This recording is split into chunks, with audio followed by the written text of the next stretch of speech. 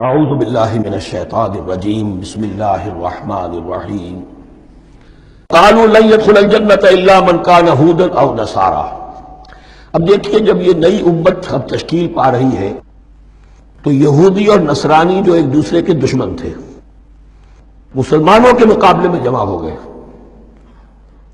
انہوں نے کہنا یہ شروع کیا وقالوا لن يدخل الجنة، ہرگز نہیں داخل ہوگا جنت میں الا من کان ہودا او نصارا، سوائے اس کے جو یا تو یہودی ہو یا نصرانی ہو۔ وقالوا لن يدخل الجنة الا من كان هودا او نصارا تلك امانيهم، یہ لفظ دوبارہ آ گیا، یہ ان کی خواہشات ہیں، من گھڑت خیالات ہیں، ان کی وشفل تھنکنگ ہے۔ قل ہاتوا برہانکم ان کنتم صادقین، کہو ان سے لاؤ کوئی دلیل اگر تم سچے ہو۔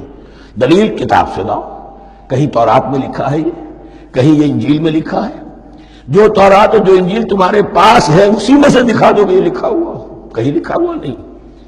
اب یہاں پر وہ یونیورسل ٹروتھ آ رہا ہے، بلا من اسلم وجہہ للہ وہو محسن، کیوں نہیں ہر وہ شخص کے جو اپنا چہرہ اللہ کے سامنے جھکا دے اور وہ محسن ہو، اس کا رویہ صدق پر، سچائی پر، حسن کردار پر مبنی ہو، سر کا جھکانا منافقانہ نہ ہو، جزوی نہ ہو کہ کچھ مانا کچھ نہیں مانا۔ بلا من اسلم وجہہ للہ وہو محسن فلہ اجرہ عند ربہ، تو اس کے لیے اس کا اجر محفوظ ہے اس کے رب کے پاس۔ فلا خوف علیہم ولا ہم یحزنون، نہ ان پر کوئی خوف ہوگا اور نہ ہی وہ حزن سے دوچار ہوں گے۔ یہ دوسری آیت ہے کہ جس سے کچھ لوگوں نے استدلال کیا ہے کہ ایمان بالرسالت ضروری نہیں ہے۔ اب دیکھیے اس کا جواب وہی ہوگا، نمبر ایک تو یہ ہر جگہ پر ساری چیزیں بیان نہیں کی جایا کرتی، کوئی چیز کہیں بیان کی گئی، کوئی کہیں بیان کی گئی ہے۔ کتاب کو لینا ہے تو پوری کو پوری ایک کتاب کی حیثیت سے۔ دوسرا یہ کہ یہ سارا سلسلہ کرام جو ہے، جو دو بریکٹس کے مابین آ رہا ہے، اس میں پہلے سے ہے وَآمِنُوا بِمَا أَنزَلْتُ مُصَدِّقًا لِمَا مَعَكُمْ وَلَا تَكُونُوا أَوَّلَ كَافِرٍ بِهِ، تو وہ تو ضرب کھا رہی ہے اس پورے کے پورے مضامین کے سلسلے سے جو ان دو بریکٹوں کے درمیان آ رہا ہے۔ اب دیکھیے، ایک طرف تو ان کا کہنا یہ تھا کہ جنت میں داخل نہیں ہوگا مگر وہی جو یہودی ہو یا نصرانی ہو۔ اب عمل کیا ہے؟ وقالت اليہود لیست النصارى علی شیء، یہودی کہتے ہیں نصارہ کی کوئی حیثیت نہیں، کوئی بنیاد نہیں، کوئی جڑ نہیں۔ وقالت النصارى لیست اليہود علی شیء، اور نصارہ کہتے ہیں کہ یہود کی کوئی بنیاد نہیں، بے بنیاد لوگ ہیں، کوئی حقیقت ان کی حقانیت ہے ہی نہیں۔ وہم یتلون الکتاب، اور مزہ یہ ہے کہ دونوں ایک کتاب پڑھ رہے ہیں۔ اولڈ ٹیسٹمنٹ مشترک ہے یہودیوں میں اور عیسائیوں میں، یہ بہت اہم نقطہ ہے۔ اور جدید عیسائیت میں جو ایک بہت بڑی طاقت ابھر رہی ہے امریکہ میں، وہ ہے کہ جو یہ عیسائیت کو جیوڈائز کر رہی ہے، کیونکہ رومن کیتھولک مذہب جو تھا اس نے تو چونکہ گویا کہ سارا رشتہ توڑ لیا تھا بائبل سے، سارا اختیار پوپ کے ہاتھ میں آ گیا تھا، لیکن پروٹیسٹنٹس نے پھر بائبل کو قبول کیا۔ اب اس کی منطقی انتہا یہ کہ اولڈ ٹیسٹمنٹ کے اوپر بھی اب ان کی توجہ ہو رہی ہے کہ آخر یہ بھی تو ہم مانتے ہیں کہ ہماری کتاب ہے اور اس میں جو کچھ لکھا ہے اس کو نظر انداز کیسے کر سکتے ہیں۔ ہم نے جو ایک سیمینار کیا تھا امریکہ میں، جس میں ایک یہودی عالم بھی آئے تھے، ایک عیسائی بھی آئے تھے، اور مسلمانوں کی طرف سے بھی ہمارے ایک ساتھی نے بات کی تھی، تو وہاں ایک یہودی عالم نے کہا کہ اس وقت اسرائیل کو سب سے بڑی سپورٹ جو مل رہی ہے وہ ان عیسائیوں سے مل رہی ہے امریکہ میں سے، کہ جو اس وقت ایونجلسٹ کہلاتے ہیں وہاں پر، اور جو ایک بڑا فرقہ بن کر ابھر رہے ہیں۔ بہرحال یہ ان کا طرز عمل ہے۔ وَهُمْ يَتْلُونَ الْكِتَابَ، اور وہ دونوں کے دونوں کتاب کے پڑھنے والے ہیں۔ كَذَلِكَ قَالَ الَّذِينَ لَا يَعْلَمُونَ مِثْلَ قَوْلِهِمْ، اسی طرح کہا تھا ان لوگوں نے کہ جو کچھ بھی نہیں جانتے انہی کی سی بات کہی تھی، یعنی یہ اشارہ ہے مشرکین مکہ کی طرف۔ فَاللَّهُ يَحْكُمُ بَيْنَهُمْ يَوْمَ الْقِيَامَةِ فِيمَا كَانُوا فِيهِ يَخْتَلِفُونَ، تو اللہ تعالیٰ فیصلہ کر دے گا ان کے مابین قیامت کے دن ان تمام باتوں کا جن میں کہ یہ اختلاف کر رہے تھے۔ صدق اللہ العظیم۔ وَمَنْ أَظْلَمُ مِمَّنْ مَنَعَ مَسَاجِدَ اللَّهِ أَنْ يُذْكَرَ فِيهَا اسْمُهُ وَسَعَىٰ فِي خَرَابِهَا۔ اب دیکھیے یہاں جو بقیہ یہ آیات آ رہی ہیں، اگرچہ خطاب تو ہے وہ بریکٹس کے مابین، خطاب میں بنی اسرائیل، لیکن اب یہاں کچھ ریفرنسز اہل مکہ کی طرف شروع ہو گئے ہیں، اور اس کے بعد سے حضرت ابراہیم کا تذکرہ آئے گا، پھر تحویل قبلہ کا ذکر آئے گا، تحویل قبلہ میں ظاہر بات ہے کہ وہ قبلہ جو ہے وہ مشرکین مکہ کے قبضے میں تھا اس وقت. اس حوالے سے ریلیونٹ کچھ مضامین جو ہیں اس کی تمہید باندھی جا رہی ہے.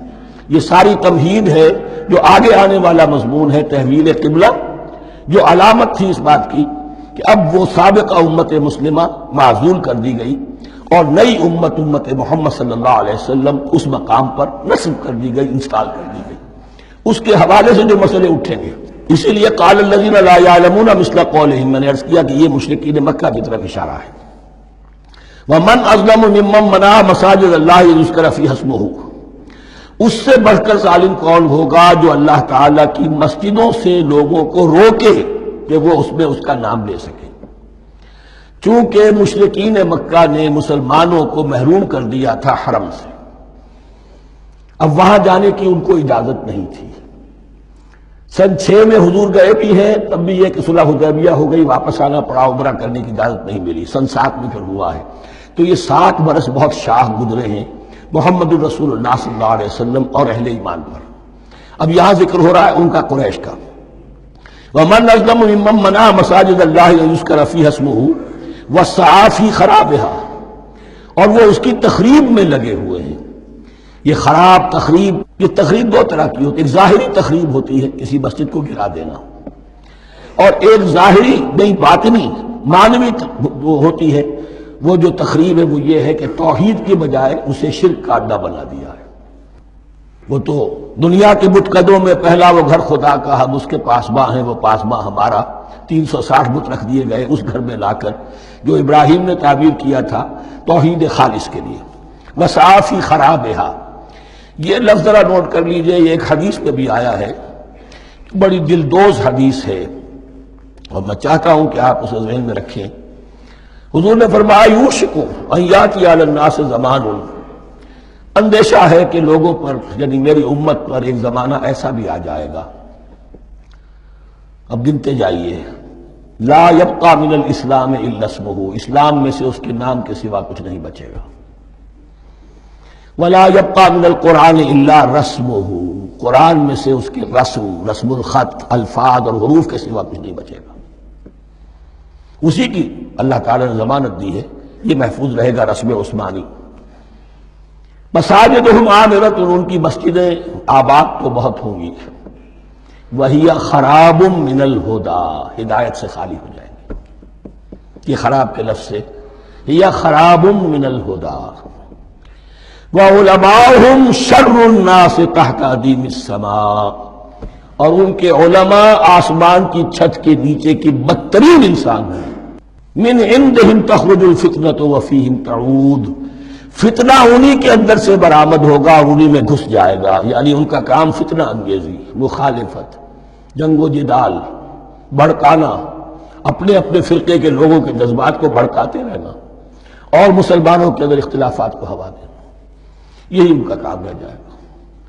آج جن کو ہم علماء کہتے ہیں ان کی عظیم اکثریت اس کیفیت سے دوچار ہو چکی ہے. جب مذہب اور دین پیشہ بن جائے تو کوئی خیر اس میں باقی نہیں رہتا. یہ دین اور مذہب پیشہ نہیں تھا. اسلام میں کوئی پیشوائیت نہیں، اسلام میں کوئی پاپائیت نہیں، اسلام میں کوئی برہمنزم نہیں.